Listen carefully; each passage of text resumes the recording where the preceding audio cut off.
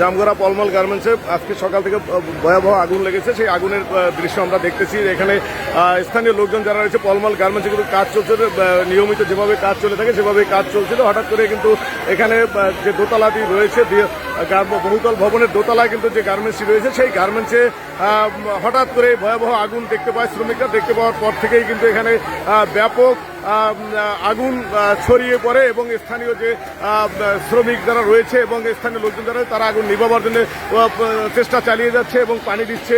আপনি দেখতেছেন যে ভয়াবহ অগ্নিকাণ্ড, আগুন কিন্তু ছড়িয়ে পড়তেছে প্রতিটি জায়গা থেকে, ভয়াবহভাবে আগুন ছড়িয়ে পড়তেছে। এখন পর্যন্ত আমরা যতটুকু জানতে পেরেছি যে ফায়ার সার্ভিস কেউ এখানে আসেনি এবং স্থানীয়ভাবে চেষ্টা চলছে, যেহেতু এর একটু যানজট পূর্ণ এলাকায় রয়েছে, সেই জন্য ফায়ার সার্ভিস এখনো এসে পৌঁছায়নি। কিন্তু ভয়াবহ আগুনের তীব্রতা কিন্তু প্রতিনিয়ত বেড়েই চলেছে। আমরা এখানে দেখতেছি যে স্থানীয় যারা রয়েছেন এবং শ্রমিক যারা রয়েছেন, অত্র গার্মেন্টসে কর্মরত শ্রমিক যারা রয়েছে, তারা কিন্তু পর্যাপ্ত পরিমাণ চেষ্টা করছে আগুন নিভাবার জন্য।